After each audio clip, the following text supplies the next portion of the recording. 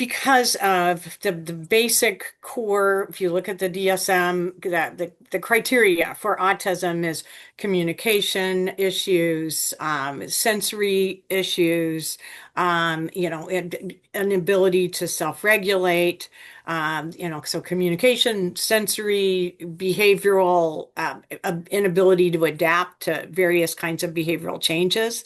I think that's why people with autism might be more likely to.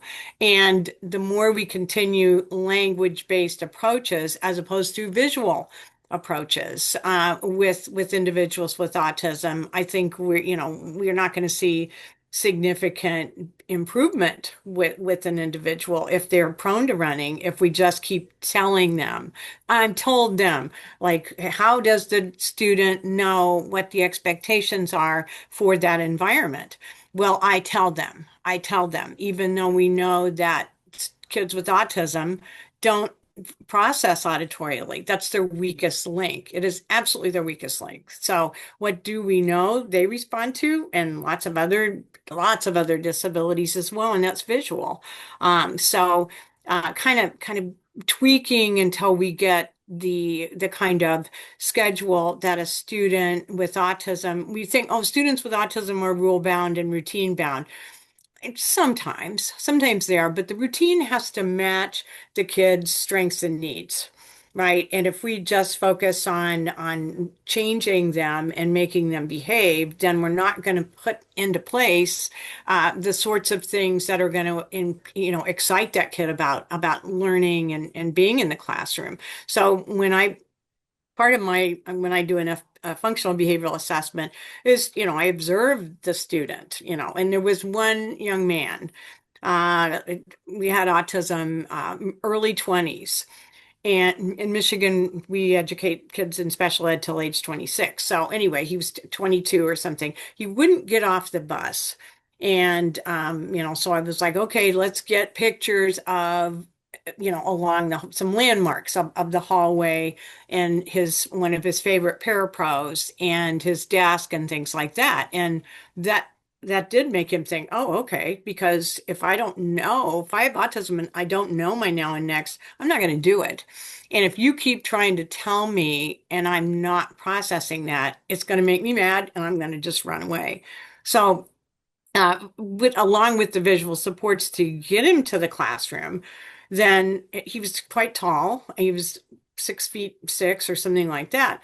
He had a habit of only looking down. And so I set up visuals that was duct tape that went from the front door of the classroom where he entered into where he hung his coat up, and then again following that tape to where he could put his lunchbox in the refrigerator for the classroom, and then following it on along to his desk where then he sat down. And when he knew what to do, when he knew the expectations, then he was not running away. So, I think that we can't forget about that, knowing expectations as being a part um, of kids running away. And the thing is, it's like, what if they're terrible expectations and we are threatening the child with, you need to go in the classroom or we're going to call dad or we're going to send you to the principal's office. And, we have all these kinds of negative things. I think I think they might just go, okay, well, then I'm out of here. My thing always I've said is that people with autism vote with their feet. It's like, okay, I'm going to give you a couple minutes. I'm going to size you up.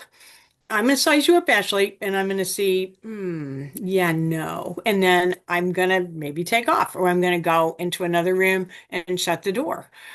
So I think that we have to provide positives, reinforcements to people, and give them a reason to want to stay in the classroom. I've often asked that when I'm working with teachers who have a kid with elopement issues. I'll say, what are the fun things they would be doing that they're missing out on? Oh, well, completing their worksheets. Well, got something better than that. So I mean, we're forgetting about human nature. Why did I go to school? Because I had fun with friends. So I mean, whatever your reason is, you've got to have one. you've got to have one, even if it's eating lunch or recess, or like Lucas, he wanted to find other boys who could win to play football. So I think it's there's a lot of that we're missing because we're working too much on compliance.